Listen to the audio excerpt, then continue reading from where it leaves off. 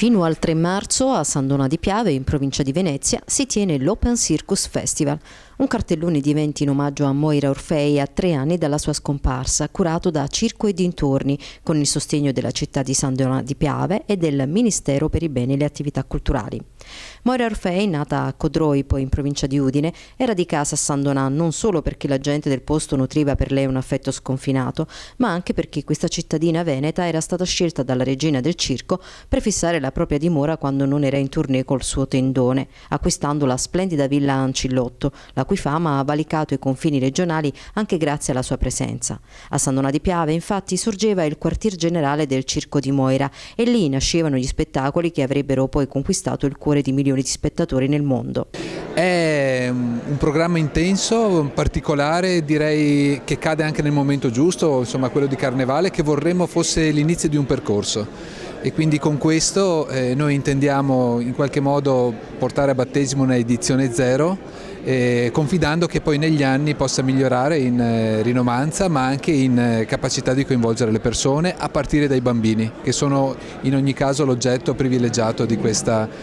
manifestazione. La mostra, che unisce per la prima volta 3 diverse forme artistiche visuali, occuperà 3 eleganti location di San Donà di Piave in una sorta di abbraccio collettivo alla diva, impostasi nel corso degli anni come simbolo del circo e di tutto lo spettacolo popolare, titolo che detiene tuttora anche dopo la sua scomparsa. Foto, manifesti e ritratti mostrano una Moira artista e attrice, ma anche madre, moglie e zia. Sono infatti i pennelli di Riccardo Orfei e la collezione di Alessandro Sirena, entrambi nipoti della regina del circo, a rendere possibile la straordinaria manifestazione.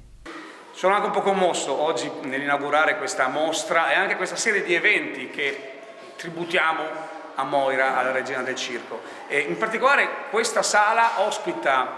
2 aspetti della nostra mostra: una collezione di scatti fotografici. Abbiamo raccolto 70 scatti fotografici che raccontano la vita di Moira sotto diversi aspetti, proprio il suo rapporto con la famiglia di origine e la famiglia da lei generata, il suo rapporto con il circo, che forse è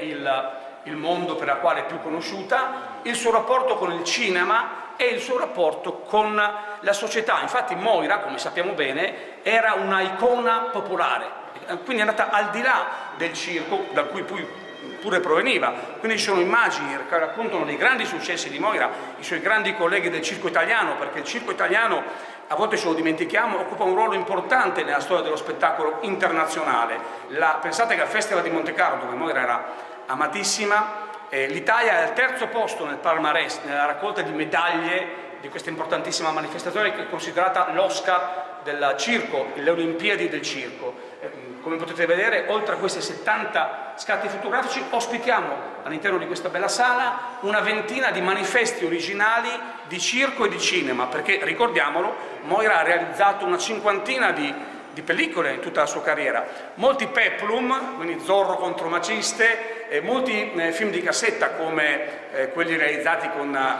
Ciccio Franco o con Totò, ma anche alcune perle della cinematografia italiana al fianco di Vittorio Gassman, di Marcello Mastroianni, di Nino Manfredi, di Walter Chiari. Un personaggio a tutto tondo che ha significato, a mio parere, per la cultura popolare italiana molto, tant'è che ancora oggi, in questi giorni, noi possiamo sentire l'affetto che arriva da veramente milioni di italiani